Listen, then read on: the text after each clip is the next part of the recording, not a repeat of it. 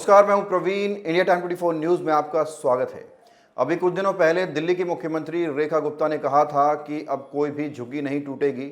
एक कार्यक्रम के दौरान उन्होंने कहा कि जब तक लोगों को अपने घर नहीं मिल जाते, अपने मकान नहीं मिल जाते, अपने फ्लैट्स नहीं मिल जाते, तब तक किसी के भी आशियाने पर बुलडोज़र नहीं चलेगा। और ये बात एक बार नहीं बल्कि पहले भी रेखा गुप्ता ने कही थी। और इन बयानों के बाद लोग काफ़ी खुश हो गए, क्योंकि 15 अगस्त का भी समय था, तो उस वक्त दिल्ली की सड़कों पर बुलडोज़र नज़र नहीं आ रहे थे। लोग बहुत खुश थे और बहुत सारे लोग तो सोच रहे थे जिनकी झुग्गियां टूटी थी कि वो एक बार फिर से जाएंगे और वहीं पर दोबारा से झुग्गियां बना लेंगे, क्योंकि सरकार ने आश्वासन दे दिया है कि अब कोई भी झुग्गी, कोई भी मकान अवैध तरीके से जो बना हुआ है वो नहीं टूटेगा। 15 अगस्त चला गया, लेकिन अब एक बार फिर देखकर लग रहा है कि राजधानी दिल्ली में एक बार फिर बुलडोजर एक्शन जोरों पर है। कल सुभाष नगर की ऑटो मार्केट में कई दुकानों पर एमसीडी ने बुलडोजर चला दिया। एमसीडी ने तहसीलदार और दिल्ली पुलिस के साथ मिलकर अवैध दुकानों को जमींदोज कर दिया। नगर निगम अधिकारियों ने बताया कि कुछ लोगों ने अवैध तरीके से ऑटो पार्ट्स की दुकानें खोल ली थी। इन्हें पहले कई बार हटाने के लिए निर्देश दिए गए, कई बार इनको समझाया गया, लेकिन बार बार बोलने के बावजूद भी ये लोग वहीं डटे रहे। लिहाजा अवैध दुकानों पर बुलडोजर चला दिया गया। सूत्रों से मिली जानकारी के मुताबिक पश्चिमी जोन में एमसीडी की टीमें सक्रिय हैं और सरकारी जमीनों पर अवैध कब्जों और अतिक्रमणों की मार्किंग कर रही हैं, जिन्हें आने वाले समय में खाली कराया जाएगा। इसके साथ ही निगम ने शाहदरा और पालम और कई इलाकों पर कार्रवाई की है। पालम में डिस्पेंसरी के बगल में जब अवैध झुग्गियों पर बुलडोजर चलाया जा रहा था, तो आम आदमी पार्टी से विधानसभा प्रत्याशी जोगिंदर सोलंकी ने मौके पर पहुंचकर बुलडोजर रुकवा दिया। उसी समय क्षेत्रीय पार्षद प्रति सतपाल किशनिया भी पहुंच गए। माहौल गर्माता देख अतिरिक्त फोर्स बुलाई गई। जोगिंदर सोलंकी की गिरफ्तारी हुई और बची हुई झुग्गियों को तोड़ दिया गया, उन पर बुलडोजर चला दिया गया। वहां के लोग चीखते रहे, चिल्लाते रहे। महिलाओं के आंखों में आंसू नजर आए, महिलाओं की मजबूरियां नजर आई। और हम ये नहीं कहते कि प्रशासन अपना काम जो कर रहा है वो गलत कर रहा है, क्योंकि ये भी सच है कि झुग्गियां नाले के ऊपर बनी हुई थी। जो उन्होंने अपने बाथरूम बनाए हुए थे, कमरे बनाए हुए थे, वो सड़क तक पहुंच गए थे, नाले के ऊपर पहुंच गए थे। और नाले की सफाई करना बेहद ज़रूरी है। मानसून है जिसकी वजह से जलभराव होता है और पूरे एरिए के ड्रेनेज की कनेक्टिविटी इन नालों से होती है। तो इन नालों को जब तक इनके ऊपर से अतिक्रमण नहीं हटाया जाएगा, तब तक नालों की सफाई नहीं हो सकती और जलभराव की समस्या जगह जगह पर आएंगी। जोगिंदर सोलंकी जब वहां पहुंचे, सतपाल किशनिया से उनकी फेस टू फेस बात हुई, तो उन्होंने कहा कि कुछ ऐसी व्यवस्था बनानी चाहिए कि इनकी झुग्गियां ना तोड़नी पड़े। कहीं पे होल कीजिए और मशीन मंगाइए और नालियों को साफ कर दीजिए। इस तरह का सुझाव जोगिंदर सोलंकी के द्वारा दिया गया। उन्होंने कहा कि ये झुग्गियां आज से नहीं बल्कि 40-40 सालों से बनी हुई हैं और अचानक से अगर इनके आशियाने उजाड़ दिए जाएंगे तो इनके साथ बहुत गलत हो रहा है इसका मतलब। लेकिन सतपाल किशनिया ने कहा कि ये झुग्गियां पहले पीछे थी और अब ये धीरे धीरे सड़क की ओर बढ़ती जा रही हैं। और ये पूरी जॉइंट ड्राइव जो चलाई जा रही है, ये सिर्फ उन्हीं झुग्गियों पर चलाई जा रही है जो नाले के ऊपर, ये सड़क के ऊपर पहुंच चुकी हैं। बहुत गर्मा गर्मी हुई, माहौल गर्म हुआ, बहसबाजी हुई, लोग चिल्ला रहे थे, महिलाओं ने ईंट तक उठाई अधिकारियों को मारने के लिए। इस तरह की तस्वीरें भी देखी गई। बहुत नारेबाजी भी हुई रेखा सरकार के खिलाफ, मोदी सरकार के खिलाफ नारेबाजी भी हुई। लेकिन इन तमाम घटनाक्रमों के बाद, तमाम गर्मागर्मी के बाद एमसीडी ने अपना काम पूरा कर दिया और जो टारगेट था अवैध मकानों को तोड़ने का, वो टारगेट कहीं ना कहीं पूरा कर दिया। आज आप देख रहे हो कि पालम विधानसभा में शाहदनगर के राजीव कैंप के अंदर जो माननीय अरविंद केजरीवाल जी ने आज तक कभी झुग्गी तोड़ने का कभी काम नहीं हुआ पूरी दिल्ली में, हमेशा उन्होंने घर बसाने का काम किया है। और आज अपना आप कैमरा घुमा के देखिए आज किस तरीके से गरीब लोगों को उजाड़ा जा रहा है। आप ये देख रहे हो पैर में रोड डली हुई है, पैर में रोड डली और इनके मारा। और मैं ये कहना चाहूंगा कि पालम विधानसभा के अंदर जो चीज होनी थी वो हो चुकी है, लेकिन अब एक ईंट भी यहाँ पर नहीं हिलेगी, नहीं तो हम यहीं बैठ के धरना प्रदर्शन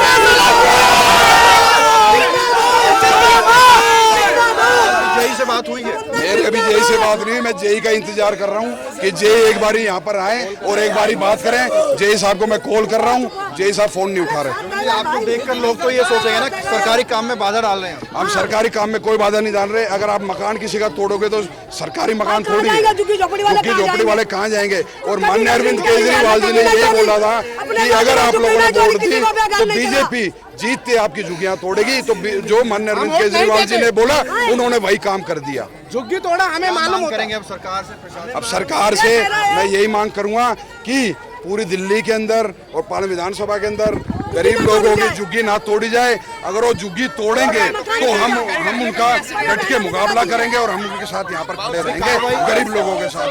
अभी सुनने में आई है कि यहाँ से सारा सामान भी लेके चले गए हैं, सारा सामान लेके चले गए हैं और गरीब लोगों को कितना परेशान कर रहे हैं। और ये देखो, ये एक भाई के पैर में रोड लगी हुई है और इसको पुलिस वालों ने डंडा मारा है।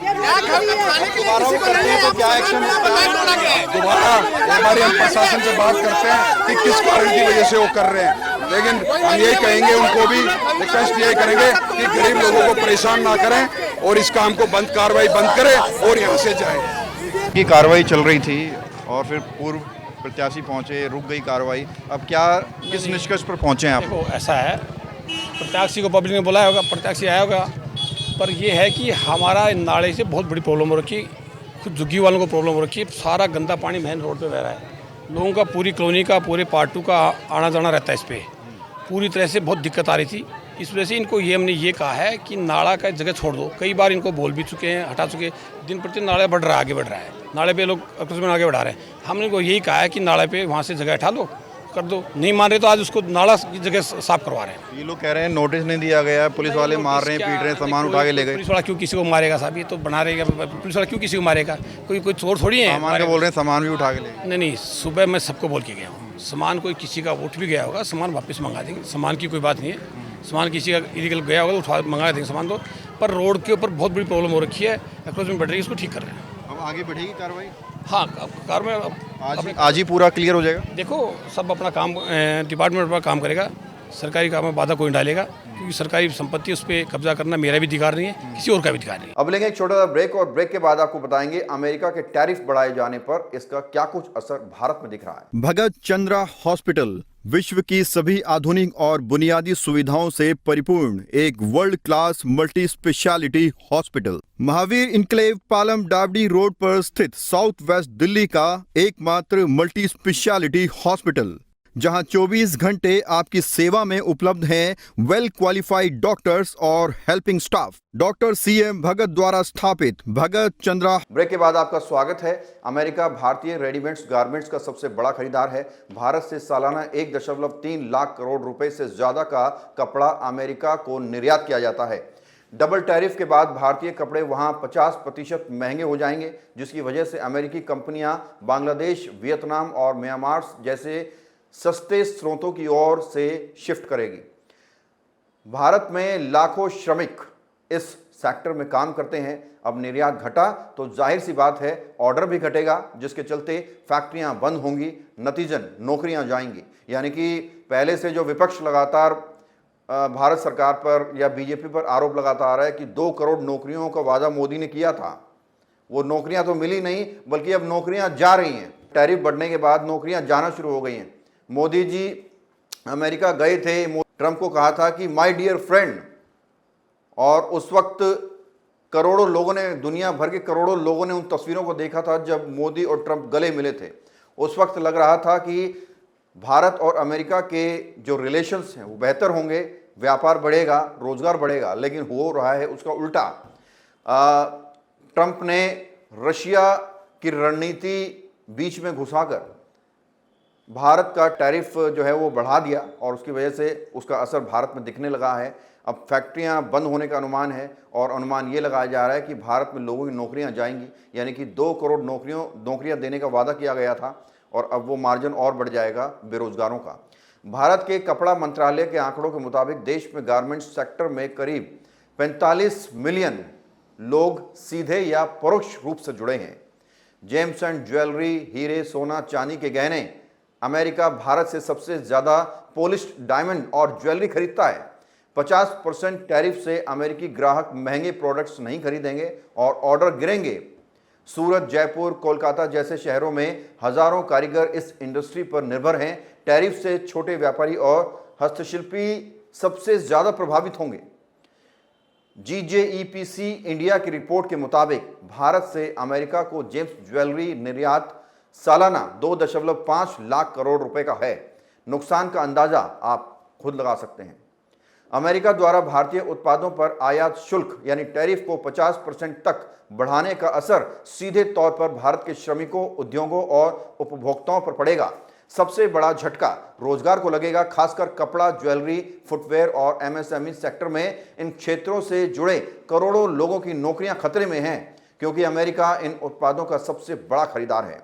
निर्यात में गिरावट का मतलब होगा कि भारतीय कंपनियों की आमदनी घटेगी, जिससे सीधा असर वेतन, बोनस और नए रोजगार के अवसरों पर पड़ेगा। कई कंपनियां छटनी का सहारा ले सकती हैं या वेतन कटौती जैसे कठोर कदम उठा सकती हैं। इसके साथ ही महंगाई का खतरा भी बढ़ सकता है। जिन उत्पादों के निर्माण में अमेरिका से आने वाला कच्चा माल या टेक्नोलॉजी इस्तेमाल होती है, उनमें इनपुट कॉस्ट बढ़ने की संभावना है। इसका बोझ अंततः आम आदमी पर ही पड़ेगा। MSME सेक्टर जो पहले से ही लागत और क्रेडिट की चुनौतियों से जूझ रहा है, इस टैरिफ की वजह से और दबाव में आ जाएगा। कई छोटे उद्योगों के लिए निर्यात करना घाटे का सौदा बन जाएगा। नीतिगत रूप से अब भारत के सामने चुनौती है कि वह नई एक्सपोर्ट मार्केट्स खोजे। Africa, Latin America, south east Asia जैसे क्षेत्रों में व्यापार बढ़ाकर इन नुकसान की भरपाई करने की कोशिश करनी होगी। इस पूरी स्थिति में भारत की व्यापार रणनीति को फिर से सोचने पर मजबूर कर दिया है। तो ये जो पूरे रिलेशन भारत और अमेरिका के चल रहे हैं, ये कहीं ना कहीं ठीक नज़र नहीं आ रहे हैं, जिसका असर भारत में दिखने लगा है। और आने वाले समय में क्या कुछ चुनौतियां भारत के सामने खड़ी हैं, उनके बारे में भी मैंने आपको बताया। अगर रिपोर्ट अच्छी लगी तो आप आगे शेयर कीजिएगा और अपने फीडबैक कमेंट में दीजिएगा। खबरें फिलहाल इतना ही। देश और दुनिया की बाकी खबरों लिए बने रहिए हमारे साथ और देखते रहिए इंडिया टाइम 24। सनातन धर्म का प्रचार प्रसार करना चाहिए। हमारे युवाओं को खास तौर से उसमें जोड़ने की प्रयास है। हम हर संभव प्रयास करते हैं कि कहीं न कहीं कार्यक्रम चले, जैसे भागवत कथा या जिस तरह की भी अपना जो सनातन को बढ़ावा दे, उसमें उन लोगों को बढ़ चढ़ के हिस्सा लेना चाहिए। खबरों से खबरदार रहने के लिए चैनल को सब्सक्राइब करें और प्रेस करें बेल आइकन।